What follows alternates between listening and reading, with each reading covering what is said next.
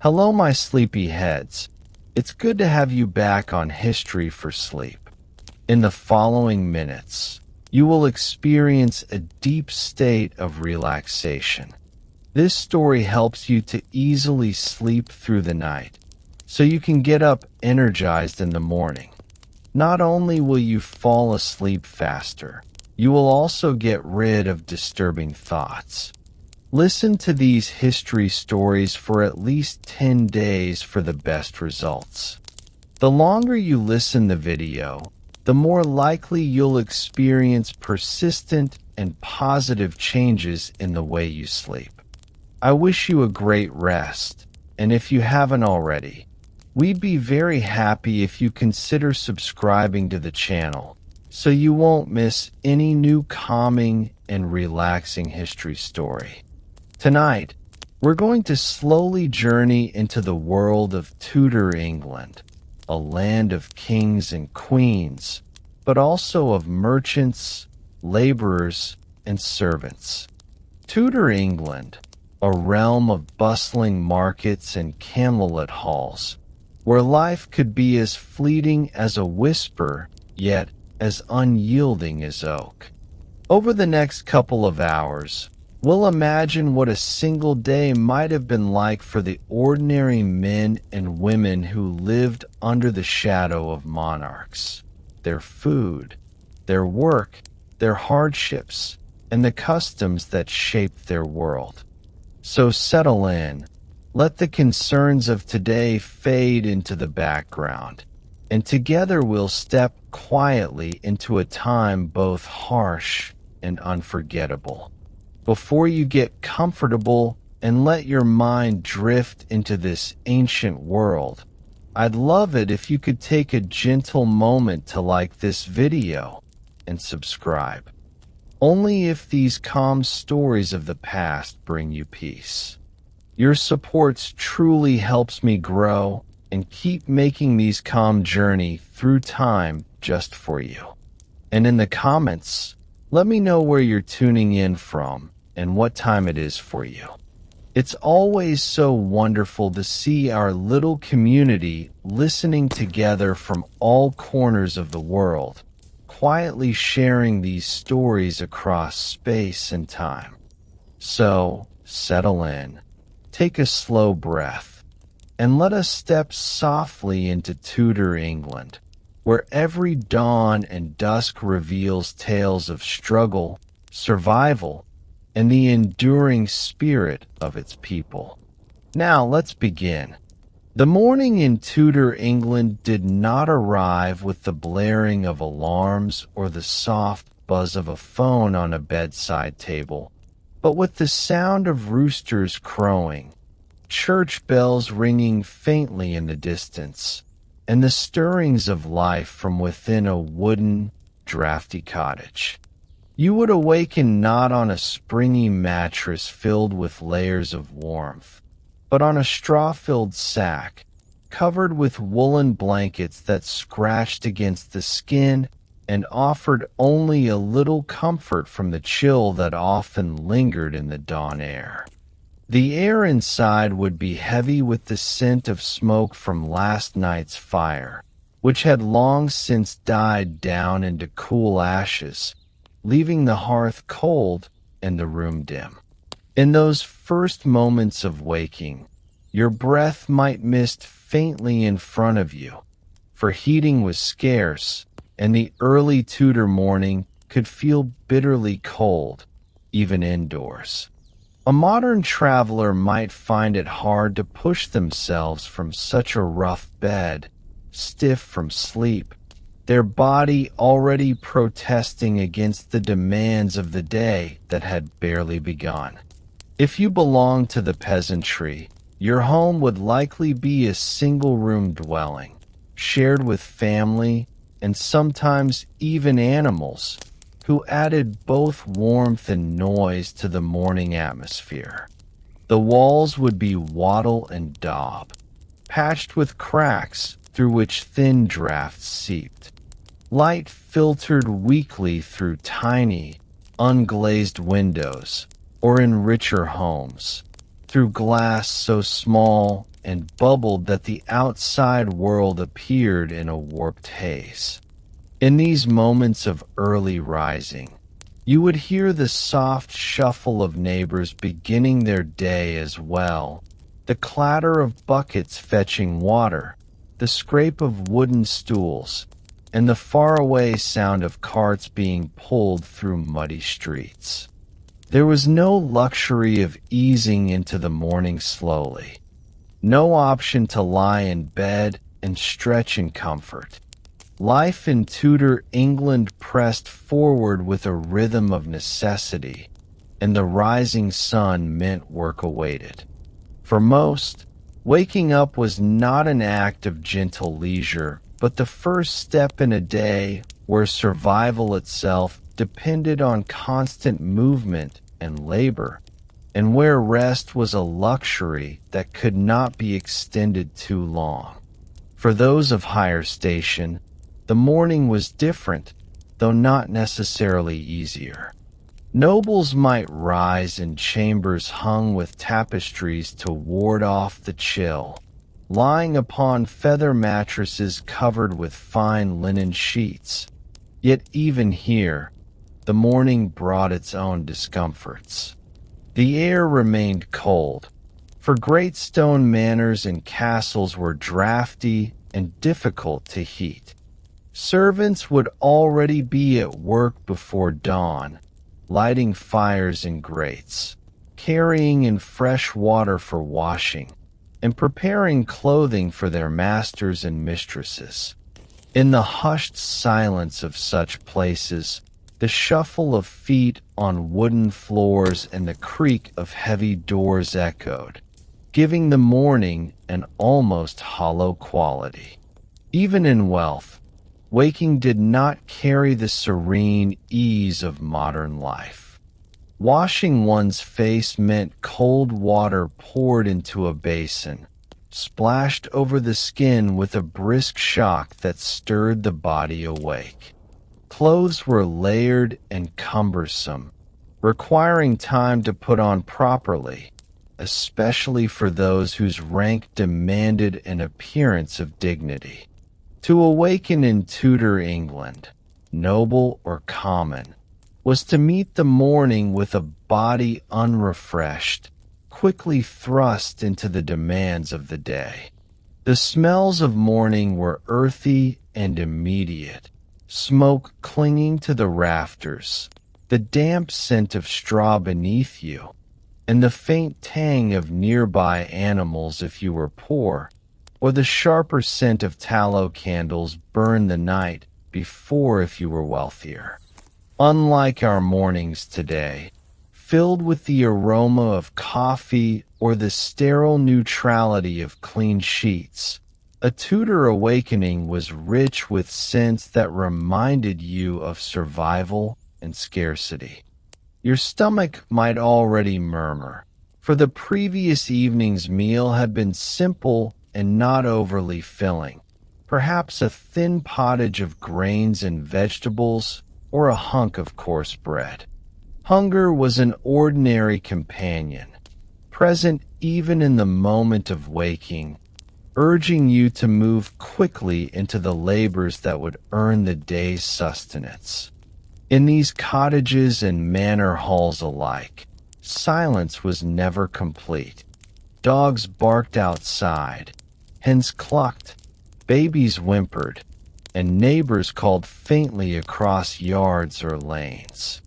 The world of Tudor England stirred as one great body, each individual life knitted tightly into the next, so that waking was not a private ritual, but part of a collective movement that began at dawn and carried the village, the town, or the household into motion.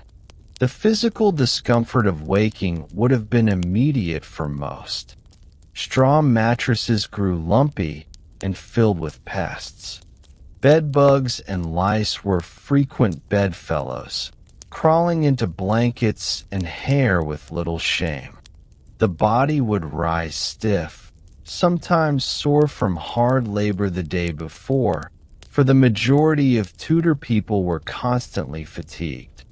To stretch one's limbs was to feel the lingering ache of farming, weaving, lifting, or hauling, and yet the day allowed no space for recovery.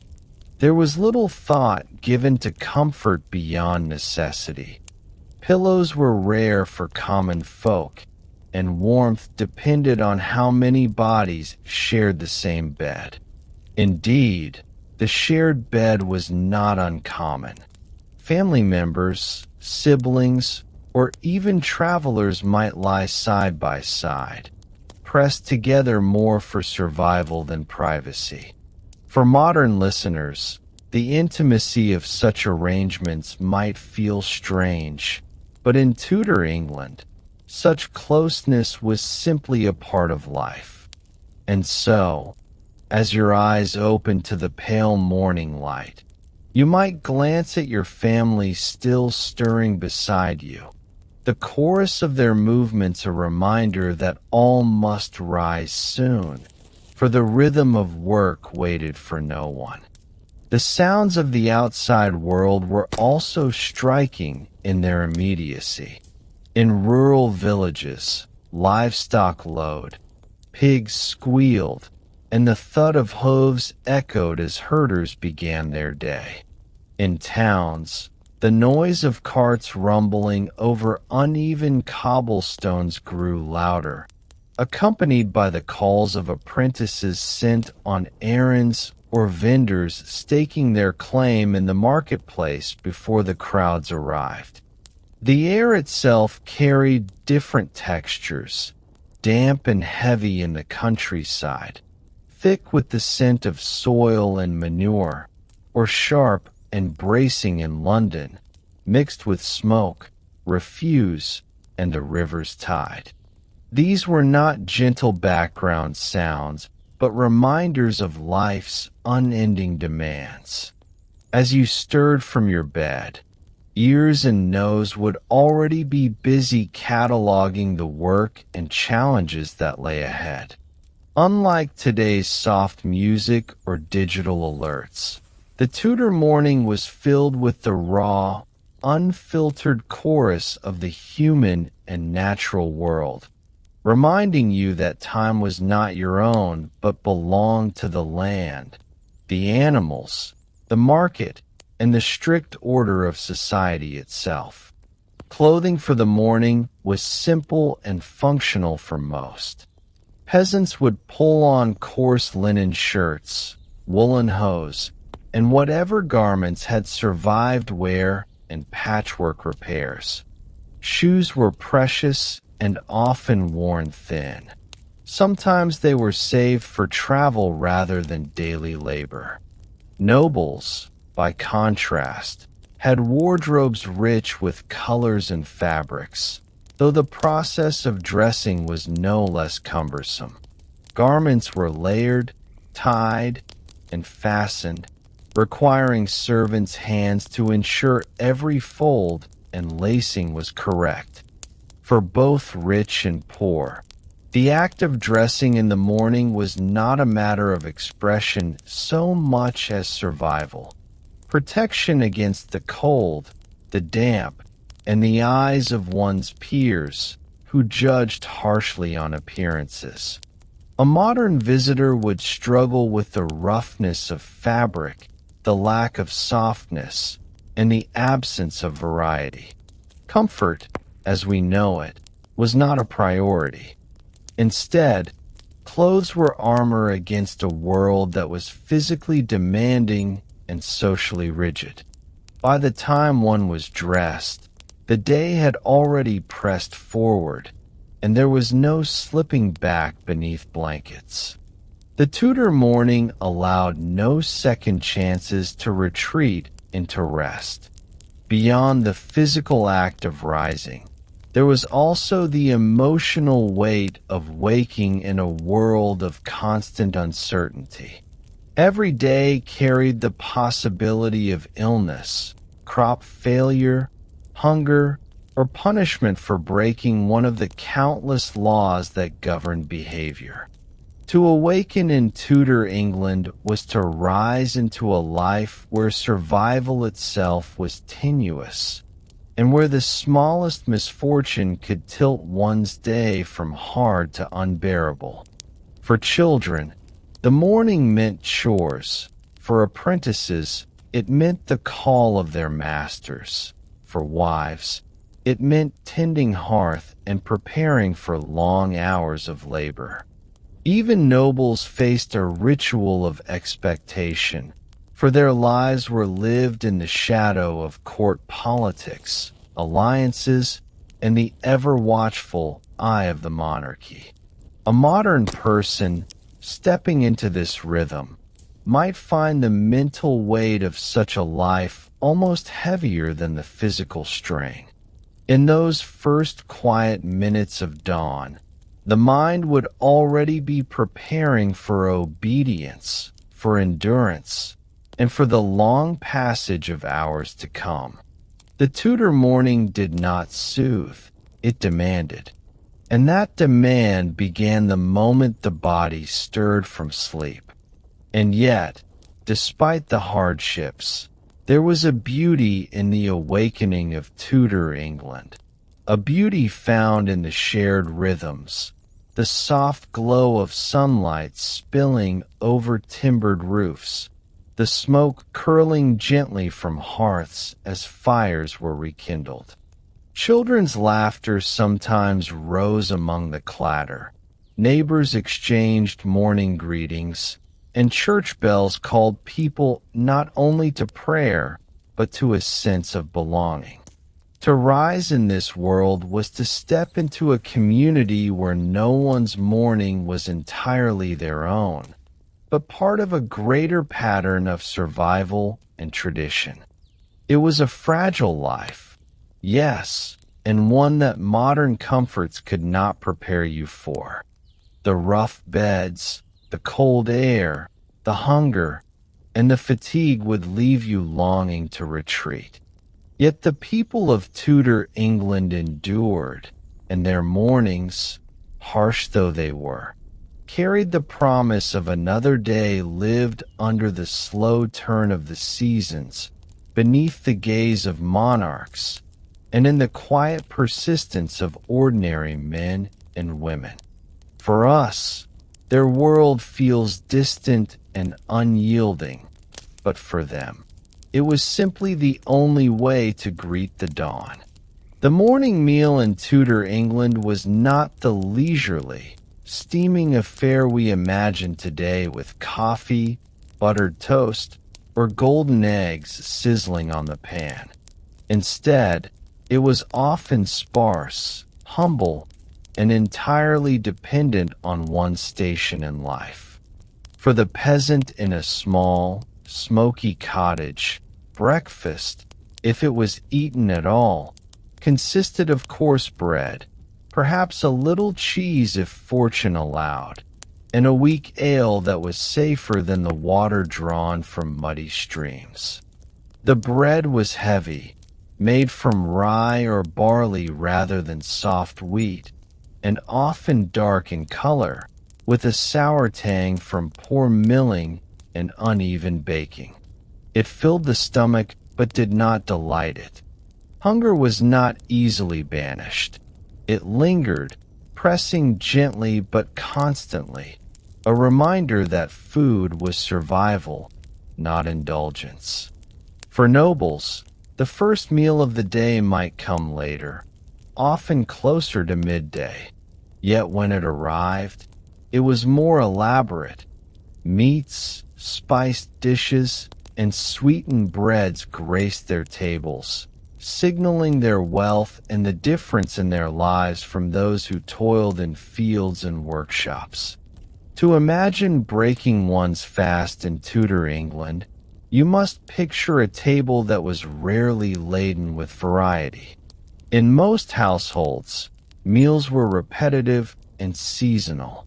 Grains were the staple, forming the base of bread, pottage, and porridge.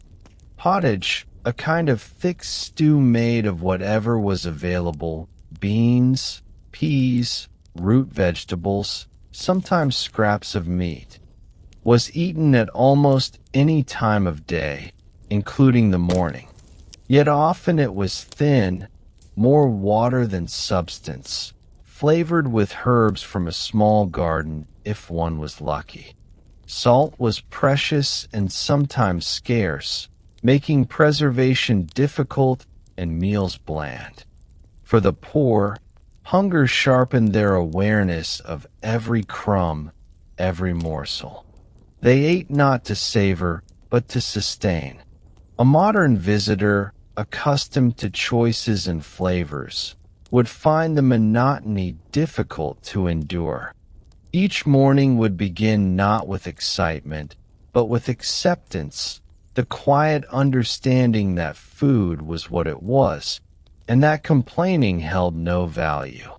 To sit at such a table was to sit in humility before necessity, and to swallow bread and broth as one swallowed the demands of the day ahead. Ale, surprisingly, was central to the Tudor morning. Weak, often called small beer, it was consumed by nearly everyone, including children, because water could rarely be trusted. It was not the heavy, intoxicating drink we think of today, but rather a low-alcohol brew that provided hydration and a little nourishment. Its flavor was earthy, yeasty, sometimes sour, but it was safer than the risk of polluted rivers or wells. To wake and drink ale may feel strange to us now, but to the Tudor mind, it was a practical beginning, as normal as pouring a glass of water would be to us.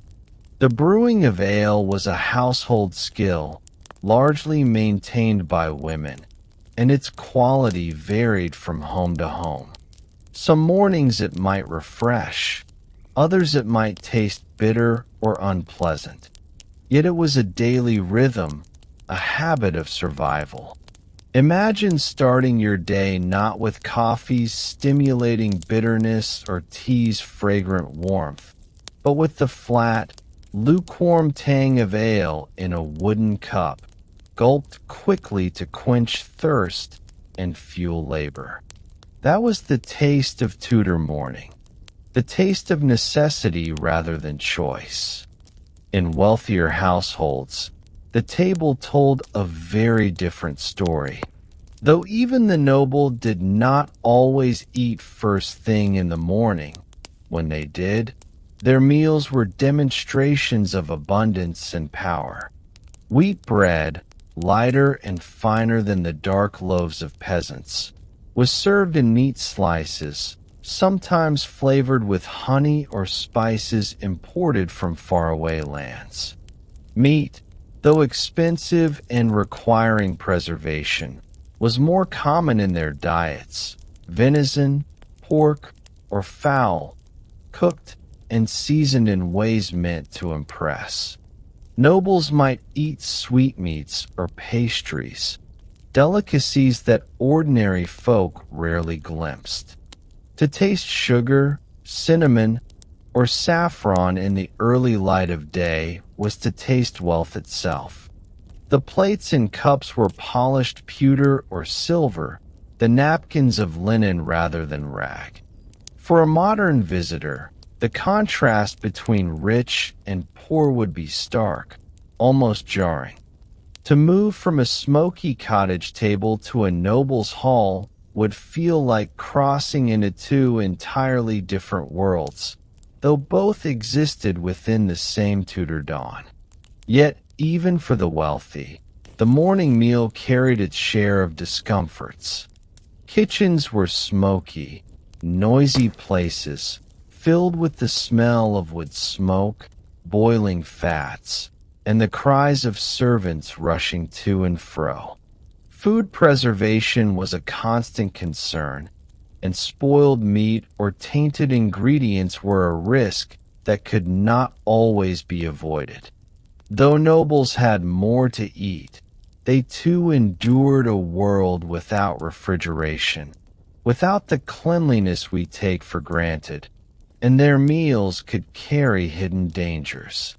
Heavy with grease or spices, rich foods often led to indigestion, and physicians of the day gave careful advice on what should be eaten in the morning versus the evening. So while a lord or lady might eat more lavishly, their bodies still bore the burden of Tudor diet, and their mornings were filled not just with flavor, but with the weight of their kitchen's limitations. The Tudor table, whether humble or grand, was a place of survival first, indulgence second. The body needed fuel and food, whatever form it took, provided that, even as it carried risks we would find unsettling today. For children, the morning meal was simpler still.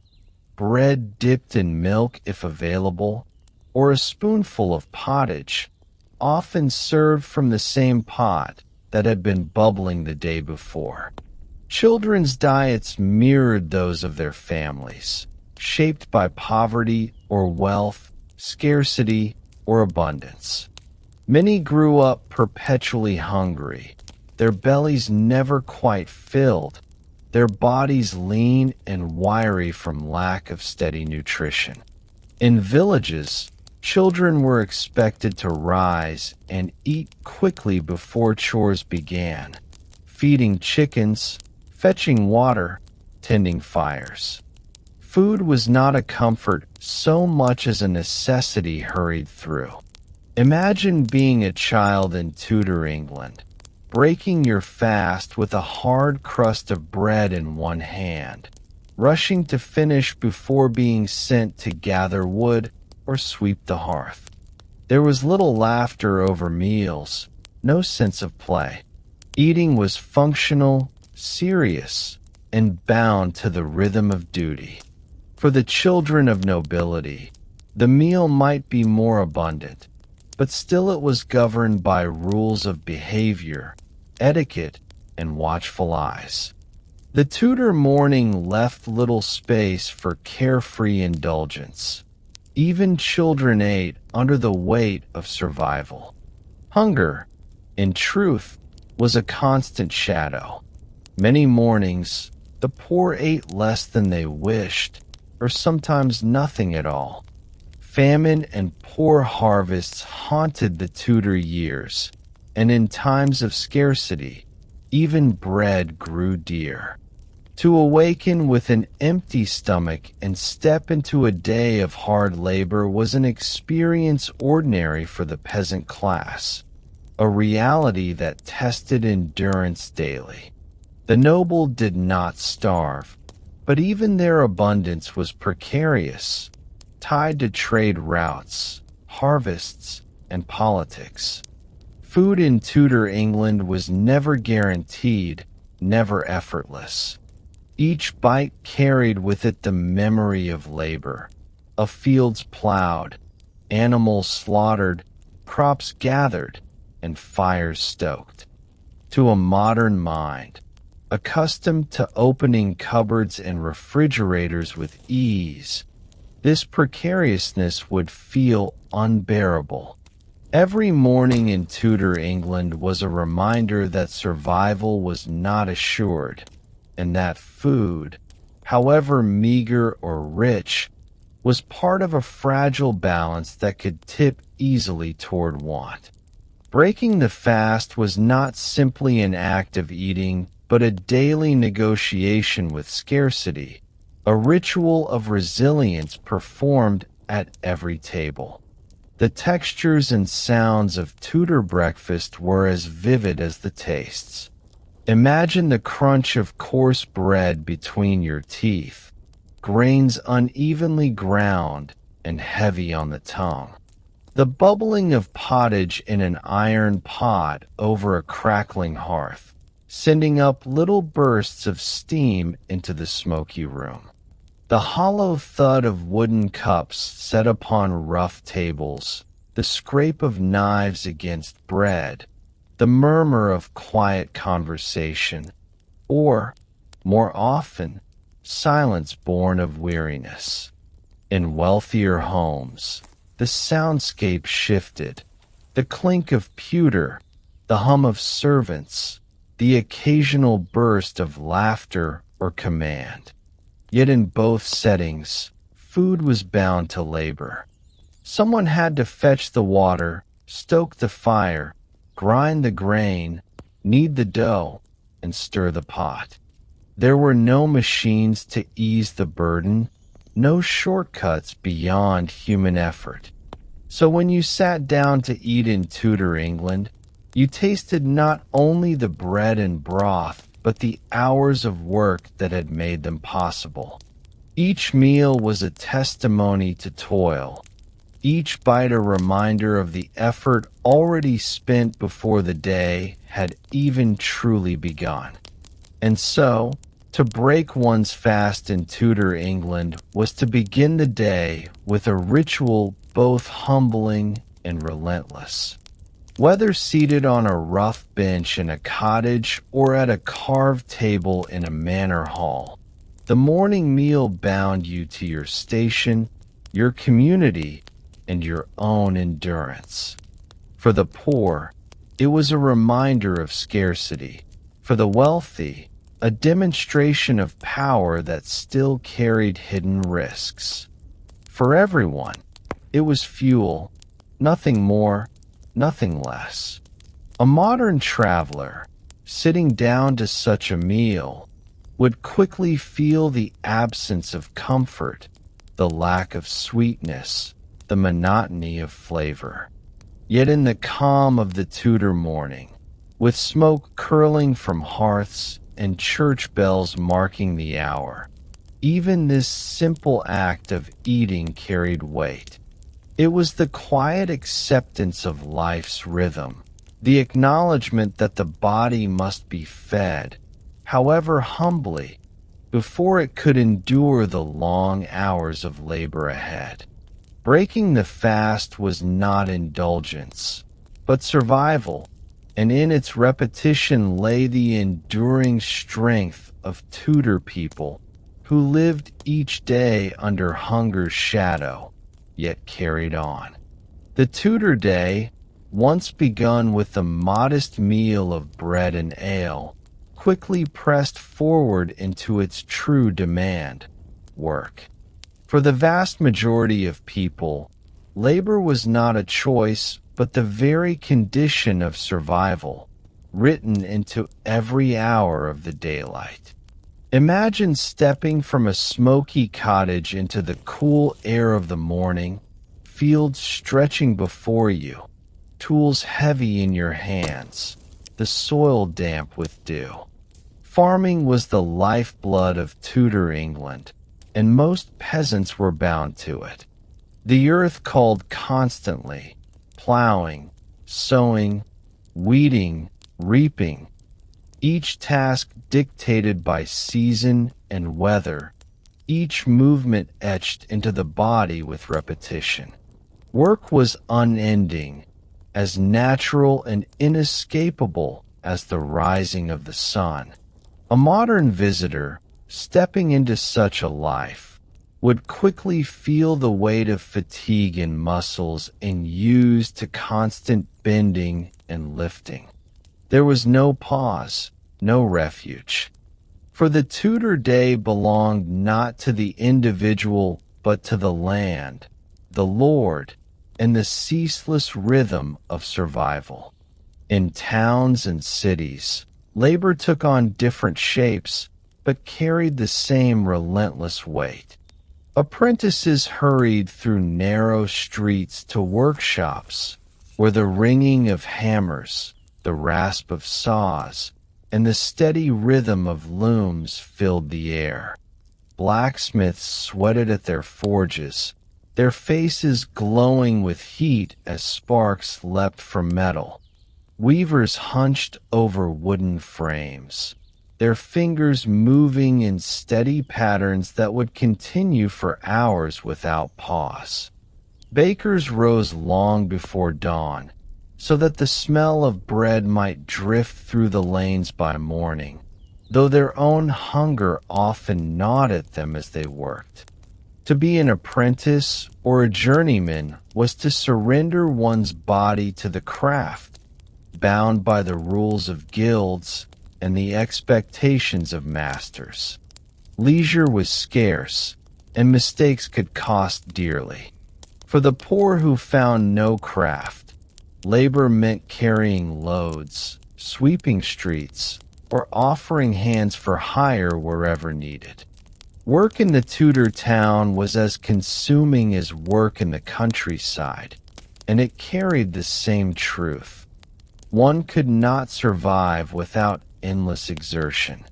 Women's labor, though less recorded, was no less heavy. From the moment of waking, wives and daughters tended the hearth, fetched water, milked cows, spun wool, and kneaded dough. Their hands were never still, their bodies always in motion, whether scrubbing clothes in cold water, churning butter, or carrying baskets to and from the market. In noble households, ladies of higher station were not free from duty either. Their days were filled with managing servants, overseeing supplies, embroidering, or preparing medicines for the sick. For mothers, child-rearing intertwined with labor, each task performed with infants at their skirts or older children at their heels. To live as a Tudor woman was to work in a rhythm so constant it was almost invisible, as expected as breathing. A modern visitor might be astonished by the ceaselessness of it, for rest was rare, and the idea of idle time was often scorned. Labor shaped identity, reputation, and survival, and its absence was considered shameful. Thus, the Tudor woman awoke each day to a burden as heavy as any man's, though carried quietly and without recognition. The tools of Tudor work were simple yet unforgiving. Wooden plows, iron-tipped but heavy, were dragged across fields by oxen, demanding strength from both man and beast. Sickles and scythes, sharp and unwieldy, cut down crops but left arms sore and backs aching. In workshops, tools were few but essential: hammers, chisels, awls, and knives. Each bore the marks of years of use, worn smooth by calloused hands. There were no machines to ease the weight, no engines to share the burden. Every stroke, every lift, every movement came from the body alone. Injuries were common, and even small wounds could fester dangerously in a world without modern medicine. A splinter could swell into infection, a cut could bring fever, and a fall might end one's working life altogether. For the Tudor laborer, tools were both lifelines and hazards, companions in survival that demanded respect. A modern visitor, and used to such crude implements, would find the work not only exhausting but frightening in its rawness. To labor in Tudor England was to dance constantly with risk, every tool a reminder of how fragile the body was beneath the strain. For the peasant bound to the land, the workday stretched from the first light of dawn until the fading of the sun. Seasons dictated the pace, plowing in spring, weeding in summer, harvesting in autumn, repairing and preparing in winter. Each task was urgent, for the failure of crops meant hunger, and hunger meant despair. There were no weekends, no holidays beyond those marked by the church calendar, and even feast days often included chores before and after worship. The body knew no reprieve. only the endless rhythm of necessity.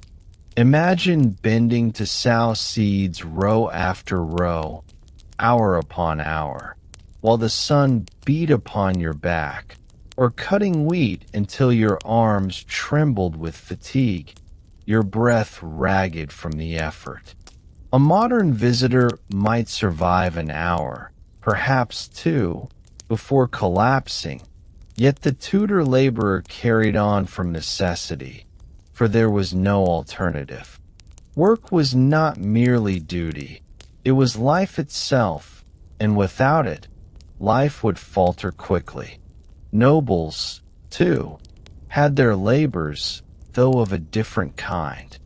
Managing estates required endless attention, collecting rents, overseeing tenants, attending to disputes, and ensuring supplies were steady.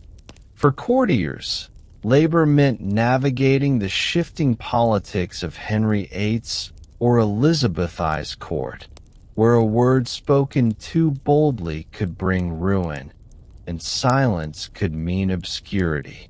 Their work was not of soil and sweat, but of diplomacy, calculation, and the careful maintenance of reputation.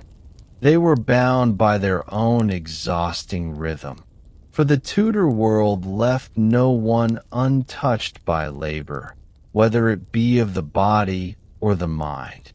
Even kings and queens labored under the weight of governance, their mornings filled with counsel, petitions, and decisions that shaped the realm. A modern visitor might envy the silks and jewels of nobility, yet quickly tire of the constant vigilance, the endless balancing of power, the fear that every move was watched and judged. In this sense, Tudor labor was universal. Its form varied, but its burden was shared. Childhood, too, was marked by work. From a young age, boys were sent to the fields to scare birds, gather wood, or carry water. Girls helped at the hearth, learned to spin, or minded younger siblings.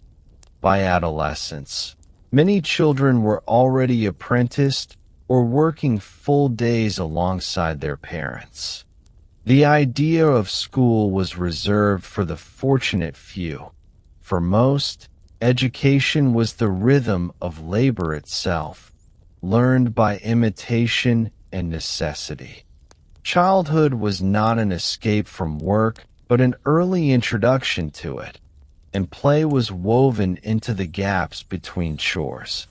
A modern child, stepping into Tudor England, would feel the loss immediately, the absence of toys, the weight of responsibility, the expectation of usefulness from the earliest years. In Tudor England, childhood was short, and labor claimed the body and mind before innocence had fully given way. The weight of labor was not only physical, but also spiritual. The church taught that work was both duty and virtue, a means of honoring God and maintaining order.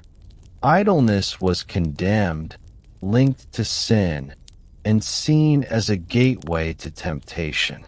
To rise and labor faithfully was to fulfill one's place in the great chain of being, the divine hierarchy that ordered society.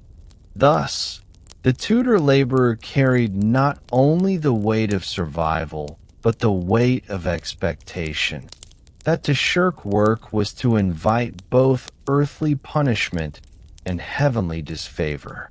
This belief bound labor to morality, making the burden heavier still. A modern visitor, used to viewing rest as a right, would feel this difference sharply. In Tudor England, rest was rarely given, and when it came, it was often laced with guilt or suspicion. Work was identity, survival, and piety, all in one, leaving no part of life untouched by its demand.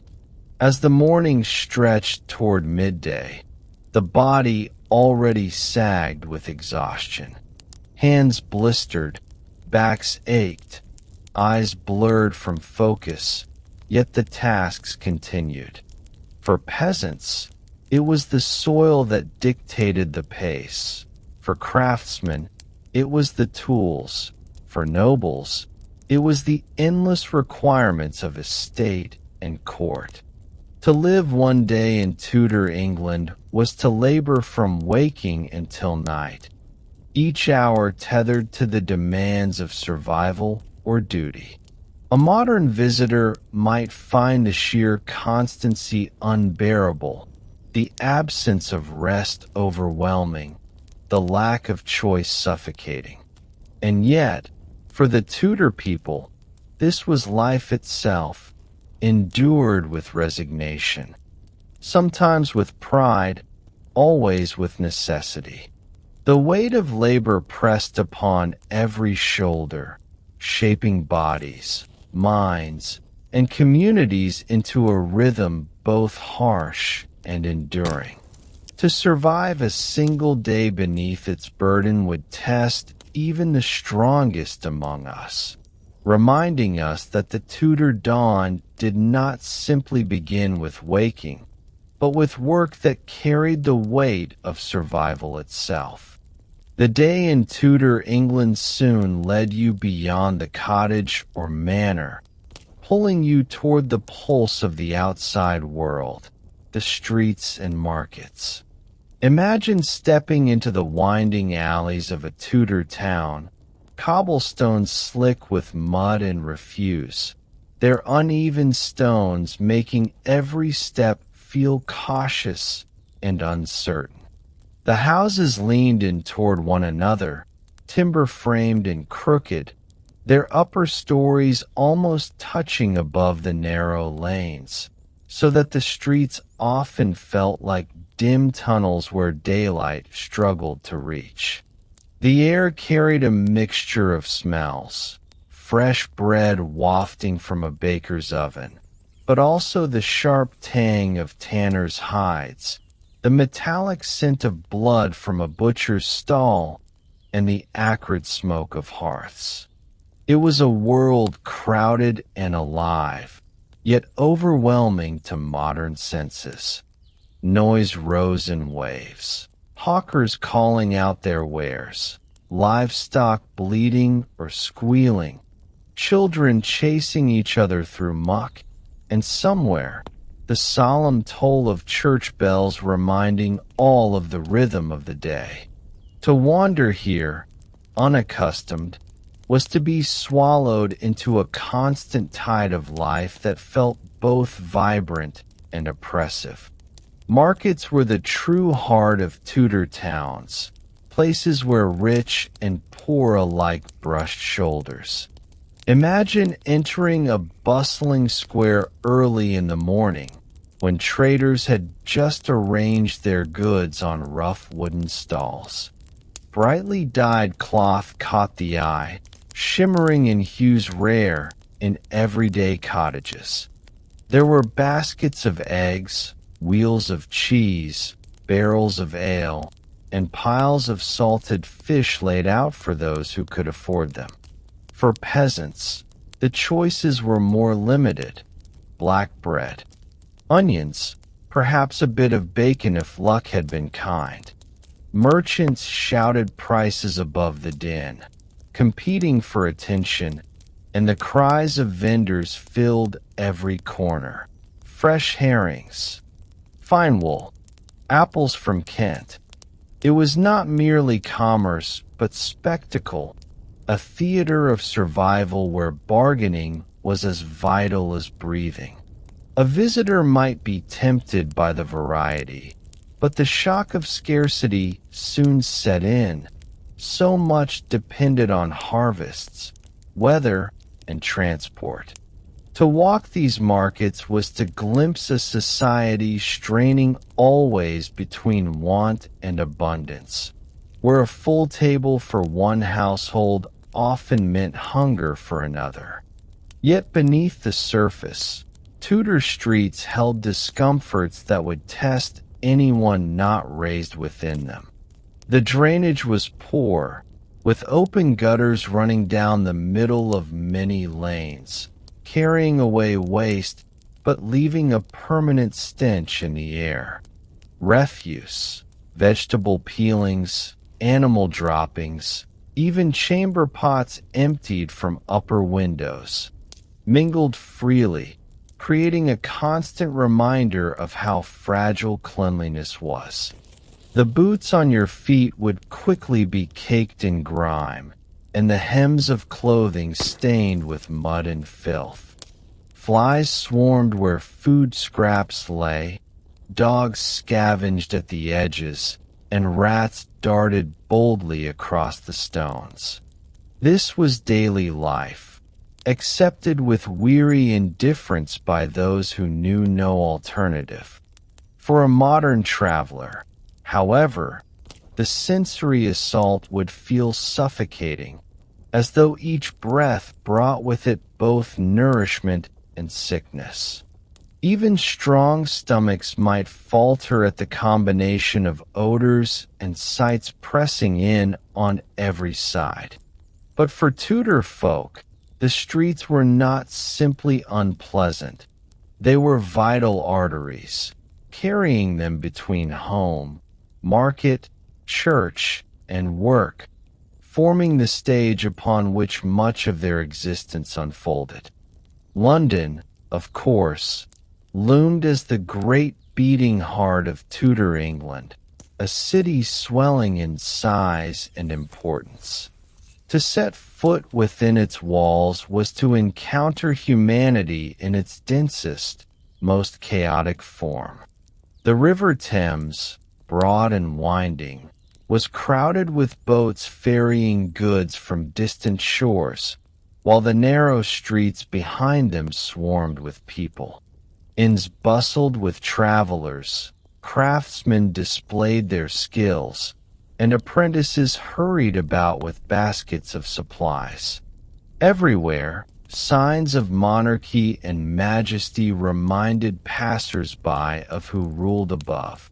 The looming Tower of London, the echo of royal processions, the chatter of gossip about the court. Yet London was also dangerous, a place of pickpockets, drunken brawls, and outbreaks of plague that could turn a vibrant street into one of mourning overnight. To survive here required sharp wits, strong health, and an ability to endure endless noise and movement. Even so, many flocked to the city, drawn by opportunities that were impossible to find in the quiet countryside. For someone stepping into Tudor England, London's sheer intensity would be dazzling, bewildering, and exhausting all at once. Smaller towns and villages had their own rhythm, quieter perhaps, but no less essential. The weekly market day was often the highlight of community life, a moment when neighbors gathered not only to trade goods but to exchange news, share gossip, and renew bonds. In such places, the market became a social hub where laughter mingled with haggling and the weight of daily hardship briefly lightened by companionship. Farmers might travel miles to sell surplus crops or livestock, while craftsmen displayed simple wares, wooden bowls, iron tools, woolen garments, each made with patient skill. The soundscape here was less frantic than in London, but still full. The clatter of hooves, the chatter of voices, the clink of coins. For the traveler, this slower pace carried a certain charm, though even in these smaller settings, the ever-present smells of livestock and unwashed bodies never fully disappeared. Still, these towns were the lifeblood of Tudor England, sustaining both economy and spirit, and revealing how deeply interwoven survival was with community. Children added their own restless energy to Tudor streets, running barefoot, chasing hoops, or playing simple games with stones. Their laughter pierced through the clamor of commerce, a reminder that life pushed forward even amid hardship. Yet many of these children were already bound to labor, carrying water, helping parents at stalls, or apprenticed into trades. Their presence in the streets was not merely playful but practical, another pair of hands in households where every effort counted. Alongside them moved beggars, figures often overlooked yet impossible to ignore, sitting at corners with outstretched hands, murmuring pleas for alms. Some were truly destitute, others viewed with suspicion as idle or deceitful, yet all added to the texture of the streetscape. The sheer mixture of ages, classes, and fortunes made every Tudor street a tapestry in motion, where joy, struggle, and survival all brushed shoulders in a single moment. To walk here was to encounter humanity in its rawest form, unshielded by modern barriers or comforts. The sounds of the streets deserve their own reflection, for they painted a world as rich as any picture.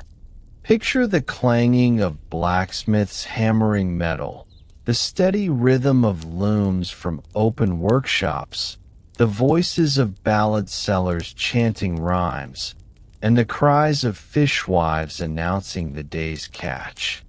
Above it all, church bells tolled the hours, cutting through the din to remind all that time was measured by faith as much as by labor. Street musicians played fiddles or drums, hoping for coins, while actors occasionally staged brief performances in squares, drawing curious crowds. Each sound layered upon another until the entire town seemed alive with its own restless song. For the weary or unaccustomed, this constant noise could feel overwhelming, offering little peace or quiet. But for Tudor folk, it was the rhythm of existence, so natural that silence itself might feel eerie, even unnatural.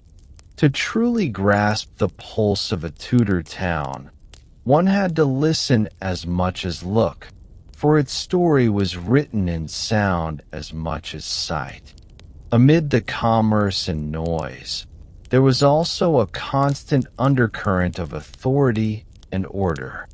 Town constables patrolled, keeping watch for thieves or troublemakers, while local officials ensured weights and measures at stalls were fair.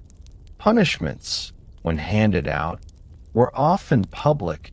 Stocks and pillories stood as visible reminders of the consequences of crime or disorder. Such displays reinforced not only law but also spectacle, for crowds often gathered to watch as justice was performed. The streets were thus not merely spaces of trade and movement, but also of control, where power and discipline made themselves known in tangible ways. For the outsider, it would be unsettling to see justice delivered so openly. Yet for the Tudors, this visibility was part of the order that allowed their bustling towns to function. The market square was not just an economic center, but also a civic stage, where the balance of freedom and restriction played out daily. And as evening approached, the streets shifted once more, their pulse slowing as the day's bustle faded. Merchants packed away goods, children were called home, and taverns began to glow with firelight and laughter spilling into the darkening lanes. The shadows deepened between timber-framed houses, and the smells of cooking fires replaced those of open markets. Yet danger lingered more keenly at night. Footpaths lurked in alleys, fires threatened in closely packed dwellings, and the absence of light turned familiar paths into treacherous ground. For those unaccustomed, the descent into darkness would feel unsettling, as though the streets themselves grew narrower and the walls closer. Still, for the Tudors, this was the ordinary rhythm of life, a day of clamor, commerce, and connection giving way to a night of both rest and unease. The streets and markets had pulsed with life, binding communities together in struggle and survival, and leaving any modern visitor dizzy with exhaustion after just one day. When the bells rang out across Tudor England, they were not merely marking the hours. They were summoning the soul. Faith wrapped itself around every Tudor day like a cloak, sometimes comforting, sometimes suffocating, but always present. To live in this time was to live under the constant gaze of heaven, or at least the belief that heaven was watching. From the moment you opened your eyes in the morning, the rhythm of prayer, fasting, feast days, and church services wove itself into life's fabric. Even the smallest tasks, breaking bread, lighting a fire, tending animals, were framed by religious thought, with blessings and murmured prayers seeking divine favor. The Tudors lived with the understanding that sin lurked close at hand, waiting to trap the careless or the proud. For a modern visitor, unaccustomed to such a spiritual intensity, it would be like entering a house where every corner carried whispers of judgment, where every action carried eternal weight.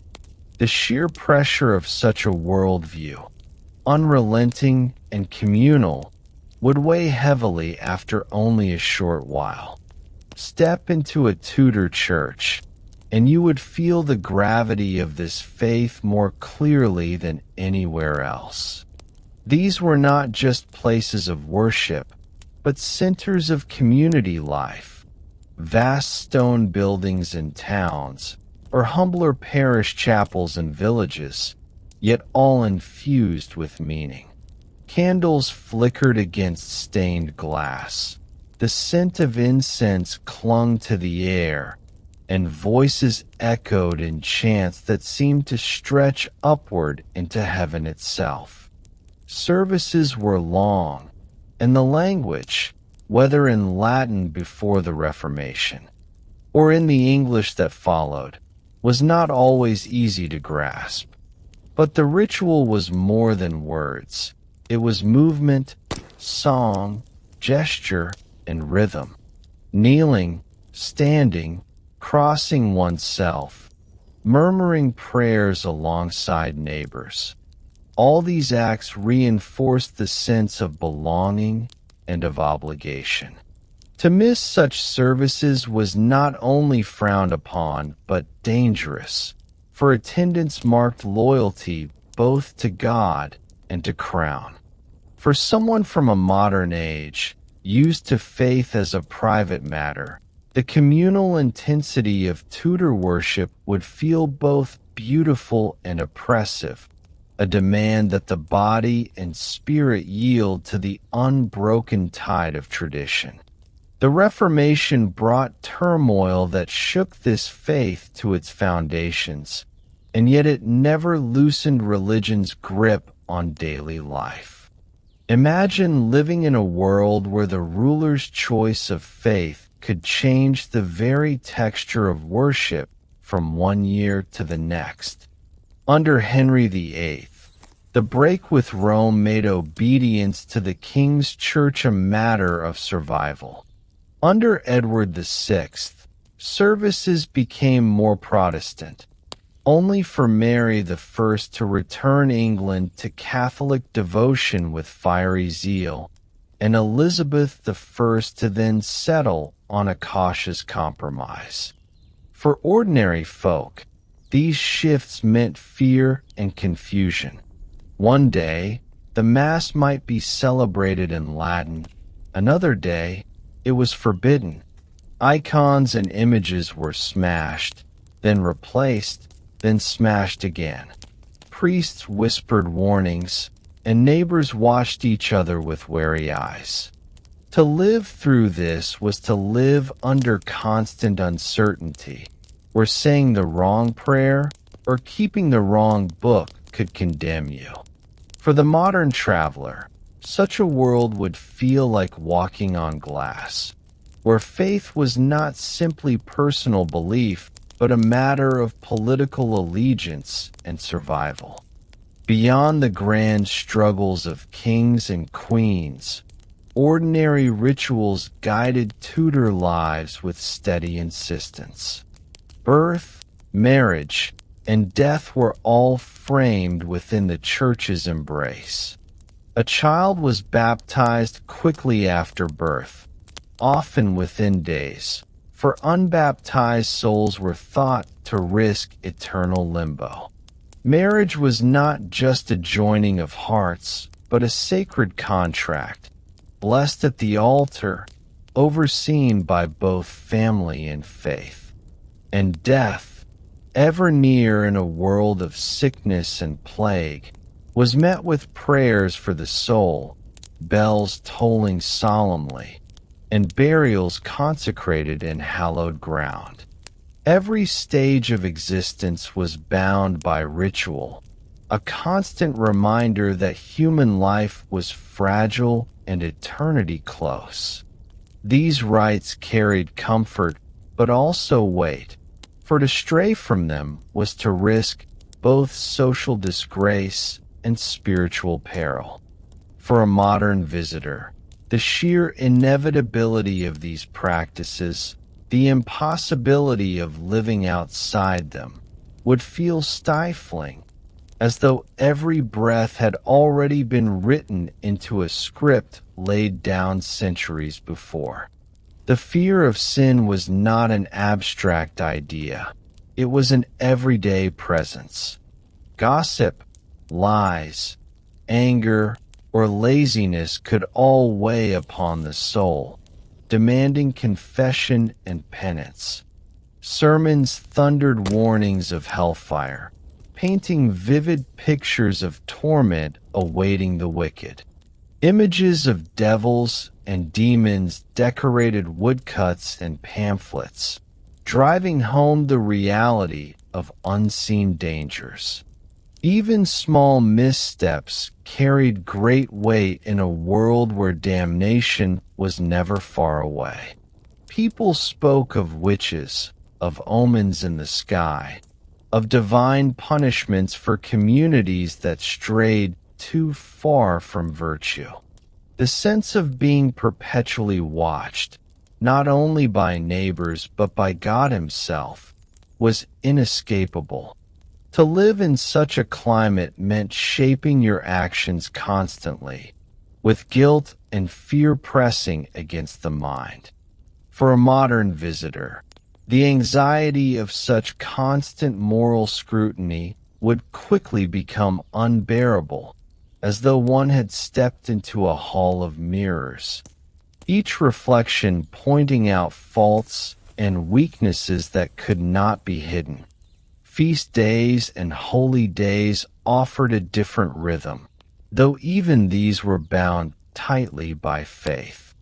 The Tudor calendar was filled with festivals: Christmas, Easter, Whitsun, Saints' Days, each accompanied by processions, services, and celebrations. On these occasions, the church bells rang joyfully, and communities gathered in merriment, eating, dancing, and playing games. Yet, even in celebration, religion held the frame, reminding all that joy was permitted only within sacred boundaries. Lent brought its long period of fasting and restraint, when meat and rich foods were forbidden, and the community turned inward in preparation for Easter's triumph. These cycles of feast and fast gave structure to the year, binding body and spirit into patterns that seemed as inevitable as the seasons themselves. For a modern person, accustomed to choosing holidays freely or treating them as mere leisure, the binding nature of Tudor holy days would be striking, at once comforting in their rhythm, yet suffocating in their inevitability. Confession, penance, and acts of devotion also colored everyday life. Before the Reformation, the sacrament of confession was central, with parishioners kneeling before priests to reveal sins and seek absolution. Afterward, in Protestant England, confession shifted, but self-examination and repentance remained just as important.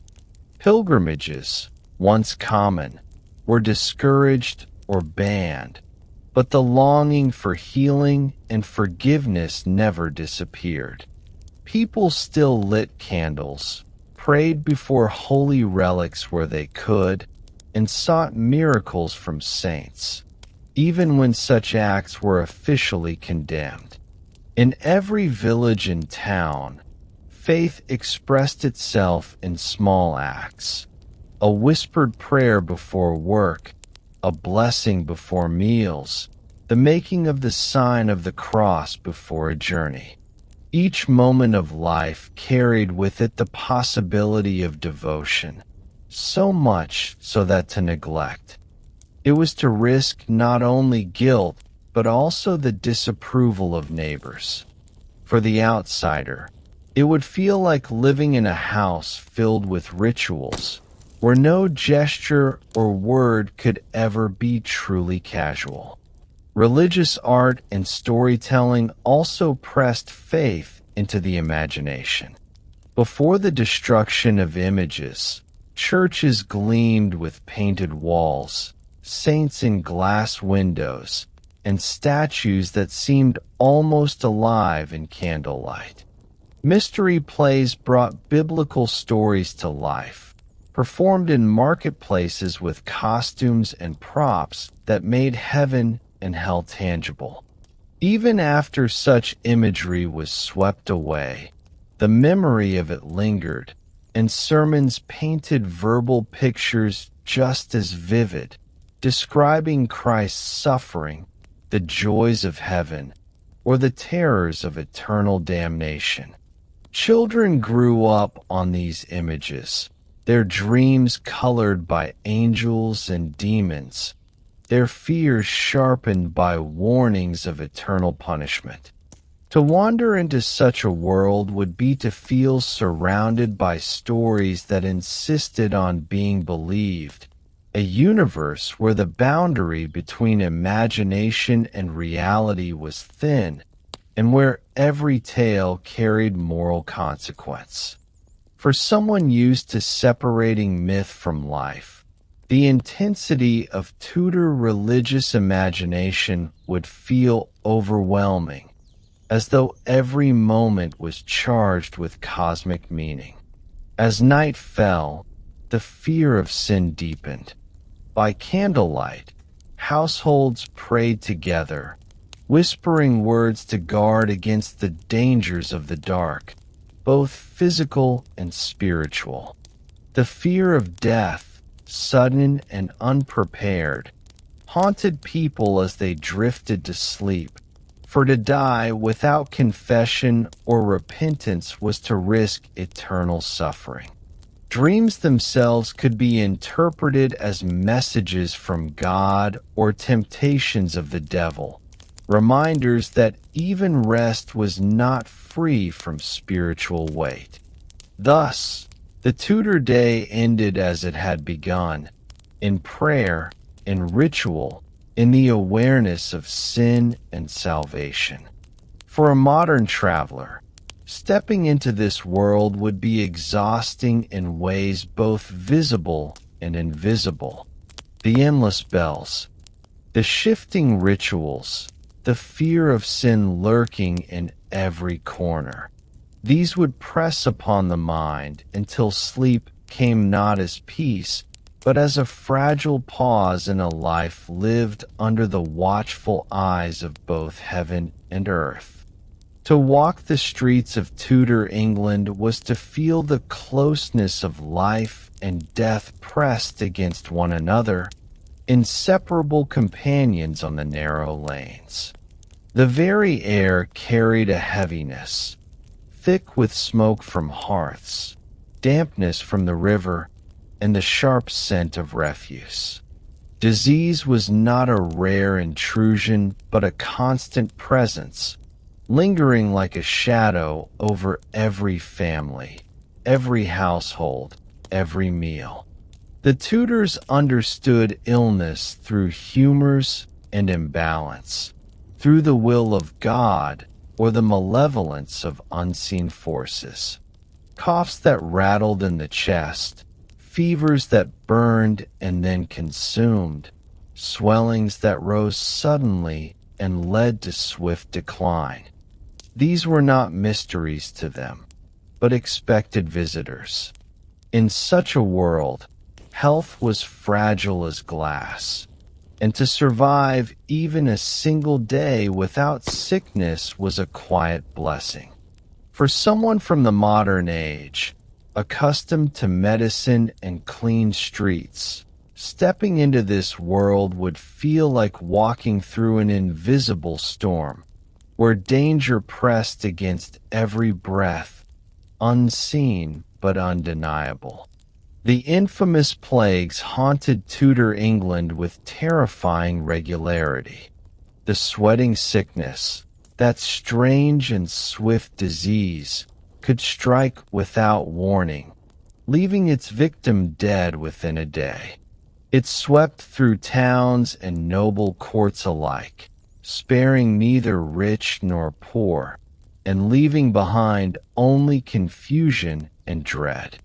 Then there was the bubonic plague, carried by fleas and rats, erupting in painful swellings, fevers, and death that spread like wildfire. To hear the cry, "Bring out your dead," echoing through streets was to know that the plague had returned, that whole families might vanish in a matter of weeks. Quarantine was harsh and imperfect, houses locked and marked, neighbors avoiding one another. The rhythm of markets and gatherings shattered. To live through such times was to live with the constant memory of mortality, as fragile as a candle flame flickering in the wind. For a modern traveler, the terror of such epidemics would be unbearable, for there would be no protection, no medicine, only prayer and fear, and the desperate hope that the sickness would pass them by. But even without plague, disease crept into daily life in quieter, relentless ways.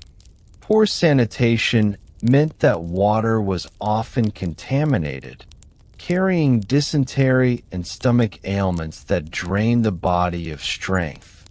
Food, stored without refrigeration, spoiled quickly, and meat crawled with flies before it ever reached the table. Bread was often coarse, sometimes adulterated with fillers that did more harm than good.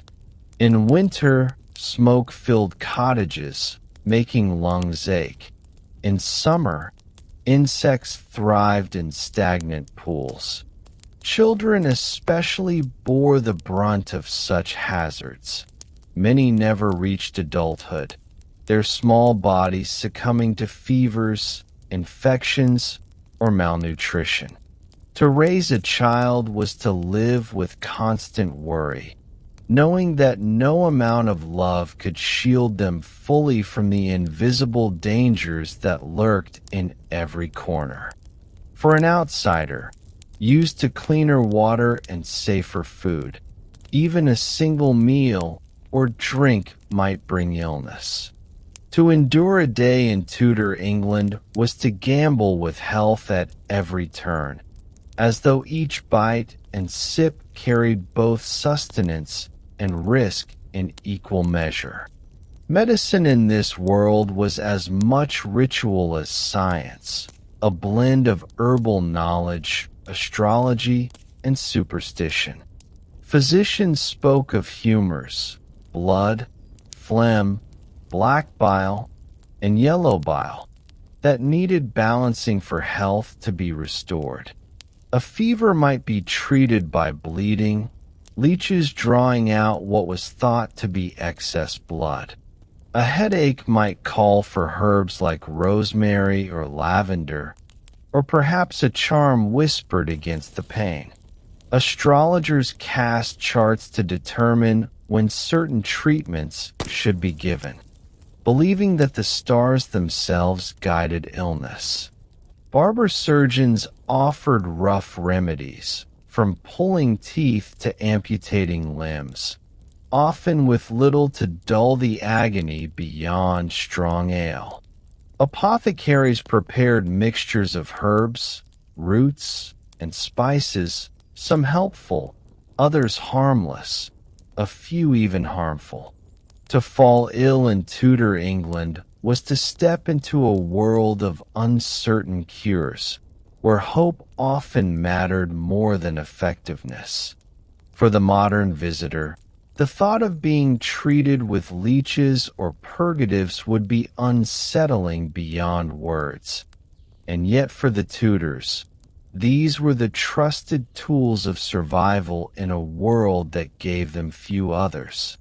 The filth of daily life only deepened the fragility of health. Streets were littered with refuse. Open gutters carried waste, and animals lived side by side with people. Pigs rooted in alleys, dogs scavenged, chickens wandered through yards, and rats scuttled across rafters. Chamber pots were emptied into the streets, their contents soaking into the ground or running into open drains. Flies gathered in swarms, spreading sickness from waste to food in an unbroken chain. Clothes were rarely washed, bedding shared by entire families, and fleas and lice thrived in the warmth of straw mattresses. The smell alone could unsettle even the strongest stomach, a mix of smoke, damp, sweat, and decay that never truly left the air. For a Tudor, this was simply life, accepted as naturally as the rising sun. For someone arriving fresh from the modern world, however, it would be overwhelming, pressing against the senses until every breath carried discomfort. The constant proximity of dirt and disease would feel suffocating, as though no space could ever truly be clean. Childbirth was one of the most dangerous passages through this fragile world. For women, pregnancy carried constant risk, and many did not survive the ordeal of bringing new life into being. Midwives attended, using traditional knowledge passed through generations, but complications often led to tragedy. Fever after birth, hemorrhage, or infection claimed countless lives, leaving families broken and children motherless. Infants themselves were perilously vulnerable, with high mortality rates that made each surviving child a quiet miracle. Prayers were whispered at every cradle, for no one could be certain how long a child might remain in this world. Mothers, exhausted from labor, often resumed work far too soon, their bodies never fully healed. For a modern visitor, the dangers surrounding something as natural as birth would be shocking, for the expectation of safety has grown so strong in later centuries. In Tudor England, however, each birth was both a celebration and a gamble, a fragile dance with mortality that underscored just how tenuous life could be. The countryside carried its own perils, with isolation making illness even more dangerous. Villages far from towns lacked regular physicians or apothecaries, and families relied heavily on herbal remedies grown in gardens or foraged from hedgerows.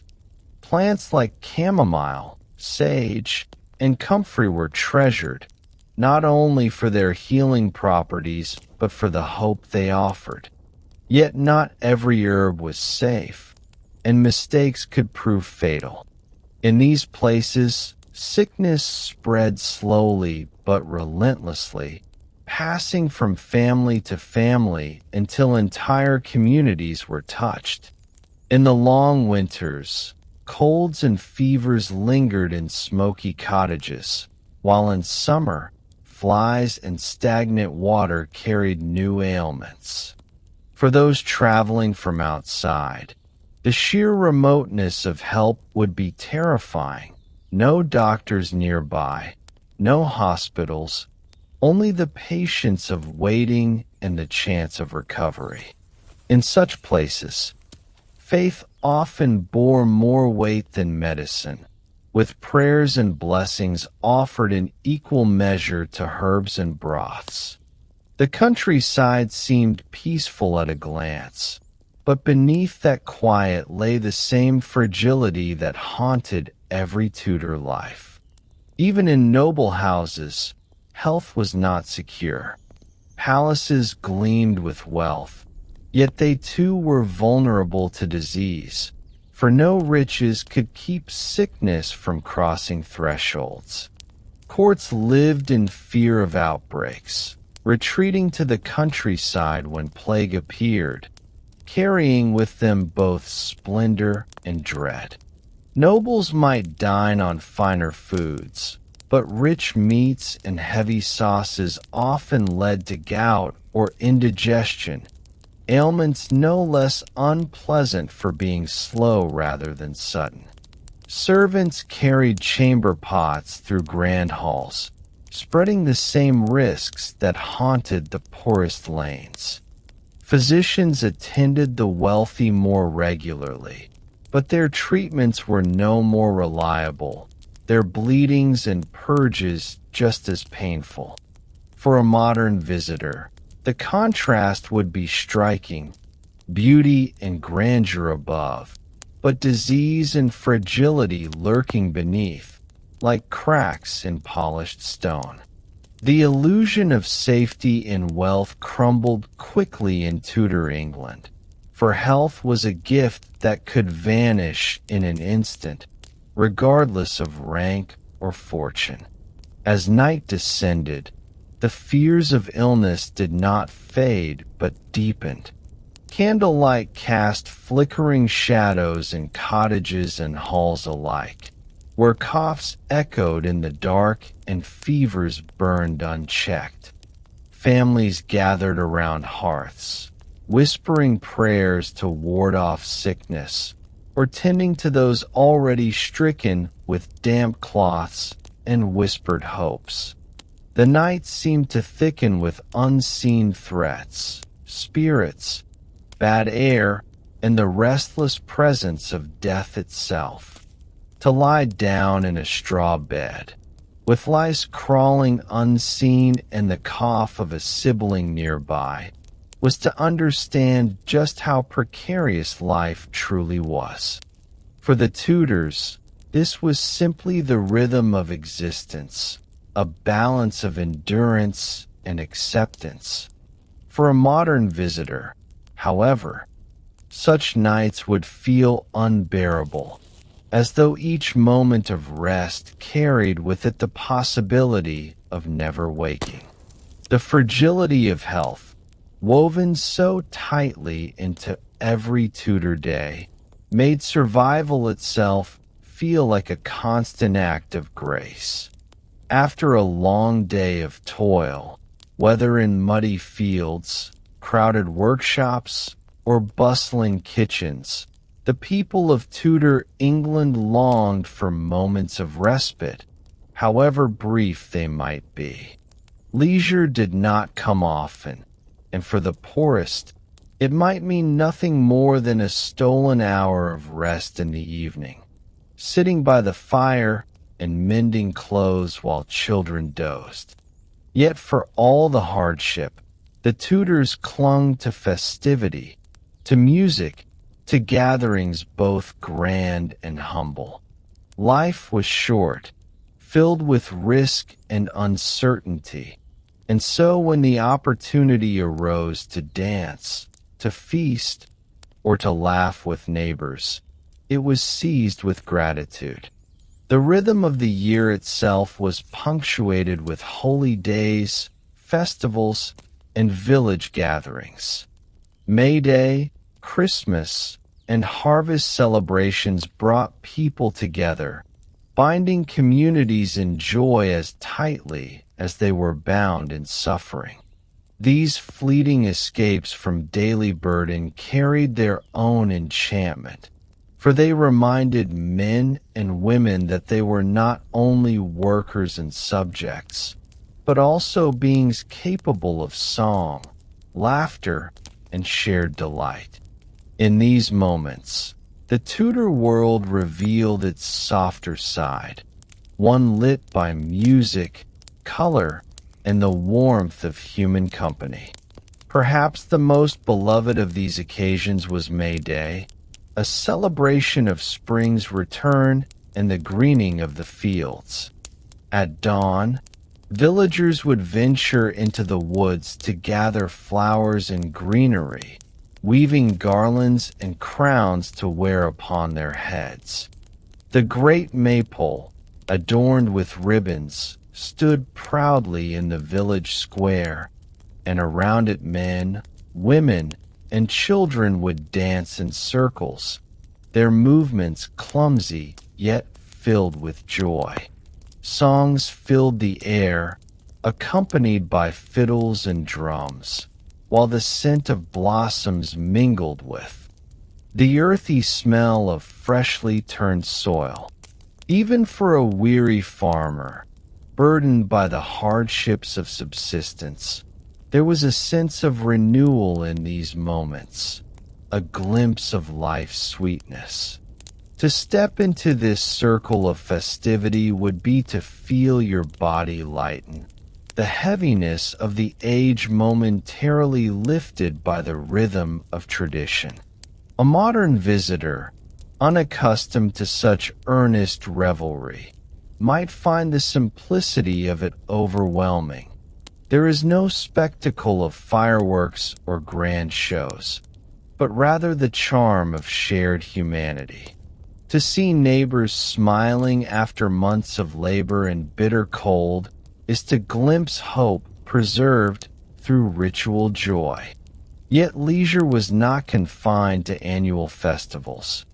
The alehouse, smoky and crowded, provided a nightly refuge for many men after their labors.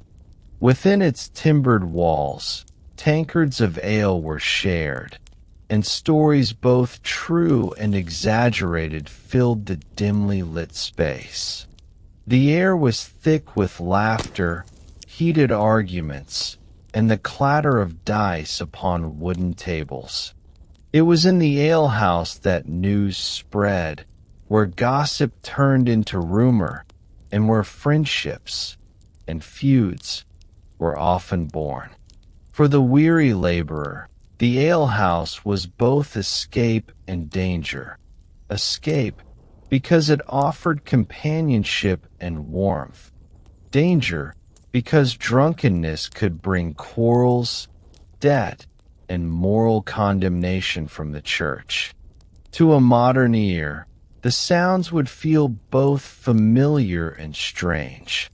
Laughter echoing like any tavern today, but mingled with the absence of modern amusements, replaced instead by songs sung in harmony, by tales of saints and kings, and by crude jokes in the local dialect.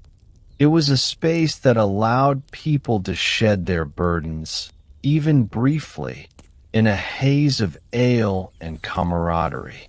Yet to endure the smoke, the noise, and the coarse humor for long might leave one longing for fresh air and silence.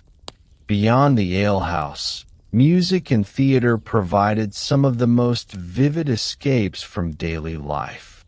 Traveling players, with costumes worn yet colorful, performed morality plays in marketplaces or inns, delighting audiences with stories of virtue, vice, and divine justice.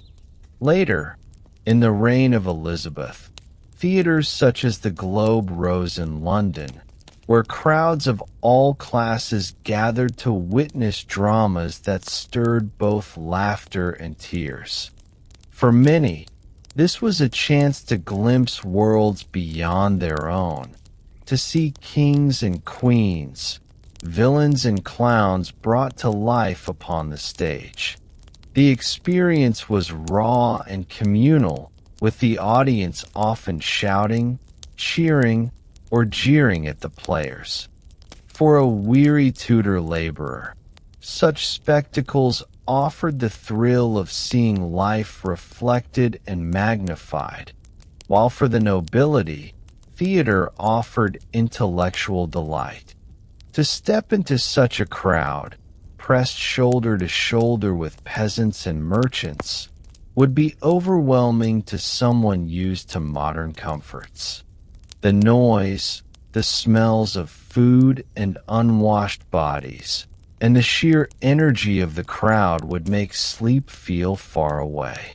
Yet, in the rhythm of the verse and the sweep of the story, calm could be found in the shared breath of hundreds united by performance.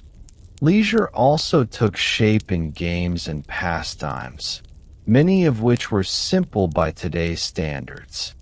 Children played with knucklebones or balls fashioned from leather, while adults gambled on dice or played cards, a pastime that was spreading rapidly through the land. In village greens, wrestling matches or archery contests brought people together, the sharp twang of bowstrings ringing through the air. Nobles, meanwhile, enjoyed more refined pursuits, hunting in lush forests, falconry with trained birds, or music played upon lutes and virginals. Each pastime carried with it echoes of social class, where the poor had little more than a wooden ball or a shared pint to entertain them. The rich surrounded themselves with finery and spectacle. Yet in both settings, the pursuit was the same: the search for brief relief from the weight of survival. A modern visitor, attempting to string a bow or handle a falcon, might find the skills baffling, while the simplicity of children's games might seem charming but oddly alien. Still, within each laugh, each wager, each note of music, there lies the reminder that even in hardship, the Tudors carved out moments of delight. Festivities were also tied deeply to the rhythms of the church year. Christmas, though celebrated with less grandeur than today, was marked by feasts, wassailing, and communal gatherings. Lent, in contrast, brought restraint, with fasting and prayers dominating the season. The shifting calendar of saints' days ensured that nearly every month held a reason for celebration, from processions to small fairs. These holy days blurred the line between sacred and secular, offering both spiritual reflection and a chance for merriment. Markets bustled with color, priests led ceremonies, and villagers joined in dances despite the ever-watchful eye of the clergy. To attend such a celebration would be to find oneself swept into a tide of ritual, where bells, incense, and music wove together in hypnotic rhythm. The balance of solemnity and joy, of prayer and play, created a unique atmosphere, one that would be difficult for a modern soul to fully grasp. It was both deeply spiritual and profoundly human, reminding each participant of their place in a larger cycle. These were moments when survival seemed less important than celebration, even if only for a few fleeting hours. At times, however, leisure carried risks that few could ignore. Excessive merrymaking might draw the disapproval of church authorities, while gambling debts could ruin families. Dancing around the maypole might be condemned as pagan, and theater performances could spark unrest. Even gatherings for sport sometimes ended in injury or brawl, especially when ale flowed freely. For the Tudors, joy was always tempered by caution, and pleasure often came with a shadow of danger. A modern visitor might be unprepared for this fragility, for the way even leisure felt precarious in a world where survival left little room for error. The very act of laughing too loudly, of drinking too deeply, of celebrating too freely could bring unwanted consequences. And yet, perhaps that fragility made joy even more precious. In a world where death lingered close, where hunger and plague loomed, laughter became an act of defiance, and festivals a declaration that life, however brief, was worth savoring. To stand amidst such joy would be to feel its urgency, its insistence that life must be celebrated because tomorrow could not be promised. The Tudor countryside itself offered quieter escapes, moments of leisure less tied to festivals or games. A walk along hedgerows in spring, the scent of wildflowers carried by the breeze, or sitting by a riverbank with a fishing line. These were simple yet meaningful pastimes. Nobles might ride out to admire their estates, while peasants, if fortune allowed, might simply rest in meadows after long work. Nature was both companion and challenge, but it also soothed tired minds and bodies. A modern visitor, weary from Tudor noise and labor, might find solace in these moments of stillness, though the absence of modern comforts would remind them constantly of their distance from home. In these peaceful hours, the weight of history feels less oppressive, and the soul might drift more easily toward sleep. The chirp of birds, the rustle of leaves, and the rhythm of a slow-moving stream provide their own music, a gentle contrast to the harsh sounds of work and the chaos of festivals. It is in these softer escapes that one finds the true heart of Tudor leisure, a reminder that even in hardship, the human spirit sought quiet as much as it sought celebration. As night fell after days of festivity or evenings of ale and song, the Tudor world returned to its shadows, but the echoes of joy lingered. The laughter of neighbors, The strains of music and the warmth of companionship clung to memory as candles guttered and darkness grew. Leisure was not constant, nor was it guaranteed, but its very rarity made it powerful. For the Tudors, each festival, each dance, each song was a victory against hardship, a way of affirming life's fleeting sweetness. To step into this rhythm would be to sense both the fragility and the resilience of human joy.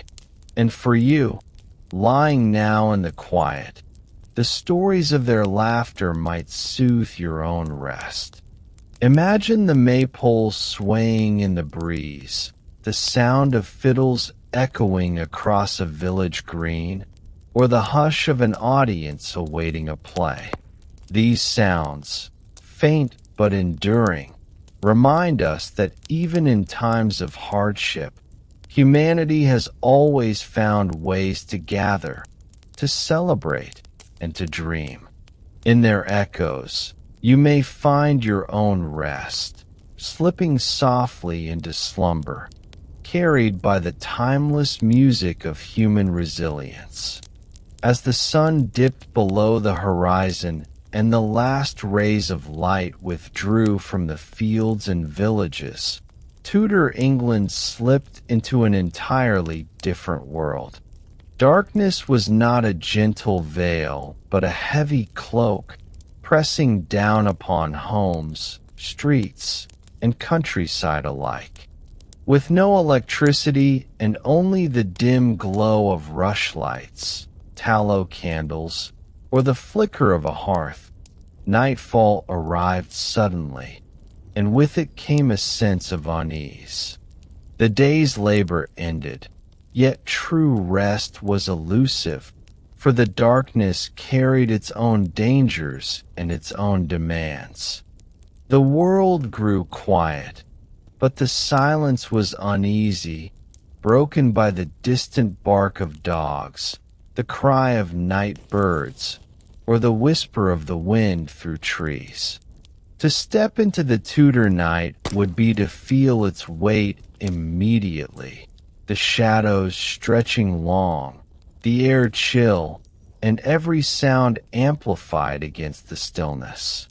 For those unaccustomed to such blackness, the absence of light would feel almost suffocating, disorienting the senses. Night was a time of rest, yes, but also of fear, a reminder of the fragility of human life in a world so easily swallowed by darkness. Inside the cottage or manor, preparations for nightfall carried their own rituals. The fire was banked carefully, embers buried to keep a spark alive until morning. Candles were costly, so most households used them sparingly, snuffing them early to conserve wax or tallow. Families gathered in small, smoky rooms, whispering prayers before bed, entrusting themselves to divine protection against both spiritual and earthly threats. In noble houses, retainers secured doors and checked locks, while in villages, wooden shutters were fastened tight against the outside world. Beds, shared by siblings or even entire families, offered warmth but little privacy. Sleep came in shifts, often interrupted by cold, hunger, or the scurrying of mice. For a modern visitor, this bedtime would feel strange. No quiet hum of streetlights outside, no gentle glow of lamps, only the dim orange of embers and the knowledge that beyond thin wooden walls, a world of shadows stirred. The air was heavy with smoke and sweat, the straw mattress prickly against the skin, and the creak of timbers made every sleeper wonder what might lurk in the dark. Beyond the home, the Tudor night was not a place for wandering without cause. Streets, narrow and uneven, were unlit save for the occasional lantern outside a wealthier household. Thieves and vagrants prowled in the dark, their footsteps muffled on cobblestones. Alehouse quarrels sometimes spilled into the night, and watchmen patrolled with lanterns and cudgels, calling out the hour and reminding passers-by to keep to their homes. London after sunset was a different creature entirely, filled with both danger and temptation. Shadows had cut purses and worse, while the darkness cloaked those who sought secrecy for deeds best unseen. To step into such a street would be to feel exposed and uneasy, each shadow a potential threat, each echo a reason to quicken the pace. For villagers, the countryside at night offered little comfort either. Wolves were long gone, yet tales of spirits, witches, and restless souls filled the imagination. The moon might cast a pale glow, but even this light seemed thin against the vastness of the night. For those used to modern safety, the Tudor night would be deeply unsettling, a realm where one's vulnerability could not be ignored. Superstition wrapped itself tightly around the Tudor night. Shadows were believed to hide more than thieves. They were thought to conceal spirits, demons, and the restless dead. Stories of witches flying under cover of darkness, of fairies luring wanderers astray, or of ghostly apparitions haunting crossroads spread from hearth to hearth. Children were hushed with warnings not to wander after dusk, and even grown men crossed themselves before stepping into the night. The line between natural sound and supernatural presence blurred in the darkness. An owl's call could be mistaken for a soul in torment, the rustle of leaves for the footsteps of the unseen. For a modern visitor, these fears might seem quaint, but when faced with the complete absence of light and the weight of inherited stories, unease would creep in quickly. Fear was not simply irrational. It was born of real vulnerability in a world where protection was scarce.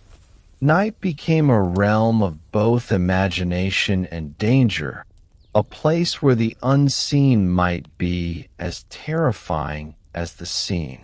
In the Tudor mind, shadows were never empty. They were always full of possibility, both real and spectral. Even within homes, the night brought its own disturbances. Without insulation or sturdy construction, cottages creaked in the wind, drafts slipped through cracks, and animals scratched in the thatch above. Rats and mice scurried, searching for crumbs left from supper, and their presence was so common it barely raised alarm.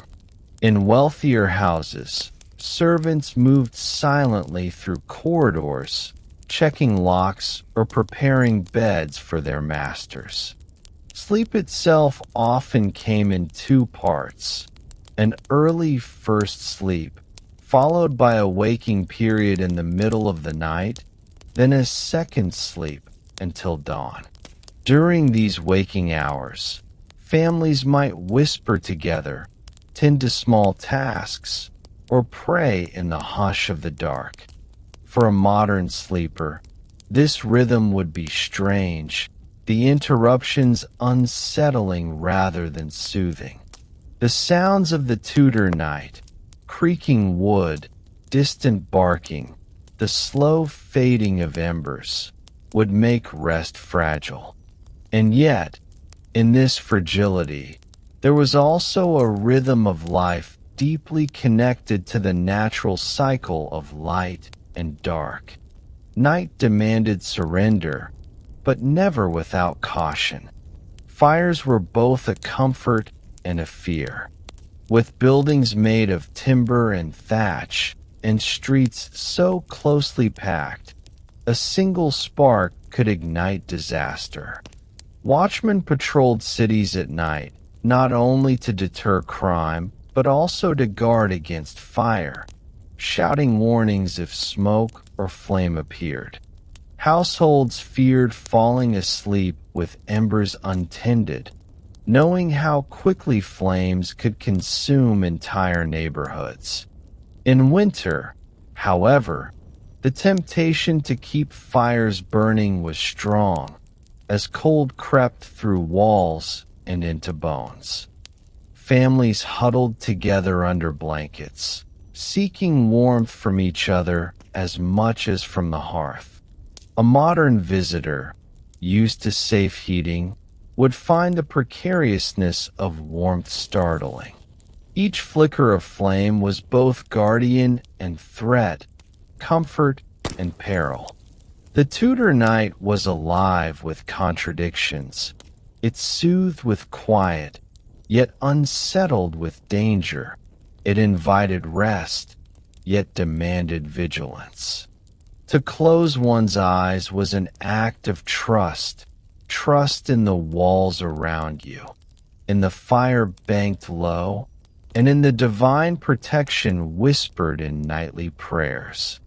For those who dwelled in towns and cities, the Tudor night often meant confinement indoors. But for travelers, the experience was harsher still. Inns were crowded, noisy, and sometimes dangerous, filled with strangers of questionable repute. A night on the road might mean sleeping in barns, or worse, in the open air beneath the uncertain protection of stars. Such vulnerability was keenly felt, as both human and imagined threats loomed large in the dark. Night journeys were avoided whenever possible, for few wished to risk what the darkness might conceal. Even the nobility, with retainers and armed escorts, faced unease when traveling after sunset. A modern traveler, accustomed to lamplight and smooth roads, would find the Tudor night profoundly disorienting. The uneven ground beneath your feet, the absence of clear paths, the silence broken only by distant rustles. All these would leave you yearning for the familiarity of modern comforts. In Tudor England, the night was not your ally. It was a test of endurance, a passage through uncertainty that only dawn could relieve. And yet, within this realm of shadows, there was also beauty. The night sky, unspoiled by modern lights, stretched vast and brilliant, a canvas of stars more vivid than most of us will ever see. The Milky Way arched above villages and fields, while the moon bathed the world in silver. Lovers whispered under hedgerows. Families told stories by the fading fire, and poets and dreamers found inspiration in the stillness. For those willing to look beyond fear, the Tudor night could also be a source of wonder. It slowed the pace of life, pressing people inward, encouraging reflection, prayer, or quiet companionship. A modern visitor, once the unease of darkness softened, might also find solace here. To lie in a field and gaze upward would be to see the heavens as the Tudors did, vast, humbling, and eternal. It was a reminder that even in a harsh and fragile world, beauty persisted. Night was not only menace, it was also mystery, a canvas upon which imagination and faith could paint their stories. As dawn approached, the dangers and unease of the Tudor night began to lift. The faint light of morning seeped through shutters, roosters crowed, and the world stirred back to life. For those who survived the night's uncertainties, a new day promised both labor and possibility.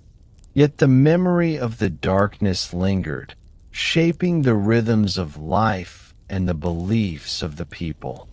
Nightfall was a teacher of humility, a reminder of vulnerability, and a stage upon which both fear and beauty played their parts.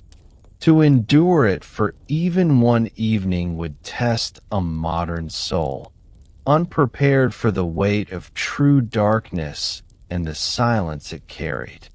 And yet, as you lie now in the quiet, listening to the echoes of Tudor England, perhaps the shadows no longer feel so heavy.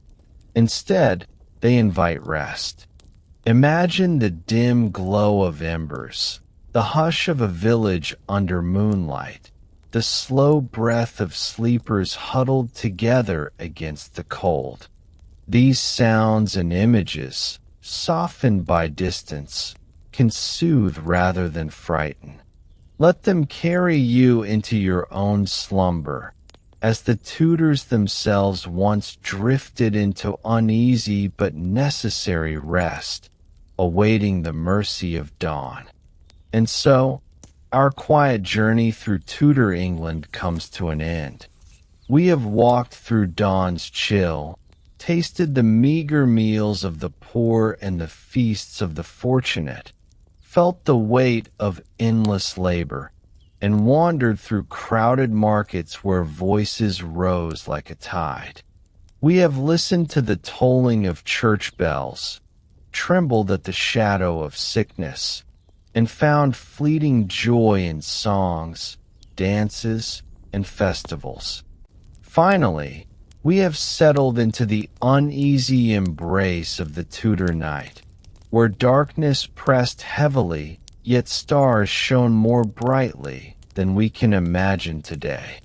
Life in this world was harsh, fragile, and often fleeting, but it was also filled with resilience, ritual, and moments of beauty that broke through the struggle.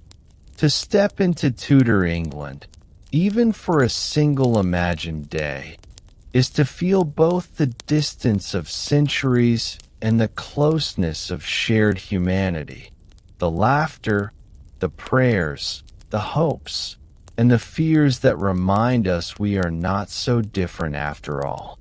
Now, let the echoes of their world drift gently away. Allow the weight of the past to settle, like embers fading to ash, leaving only warmth. Breathe slowly, deeply, and surrender to the stillness that waits for you. The Tudors have gone to their rest, and so may you. Sleep softly, carried by the quiet of history, until morning comes again.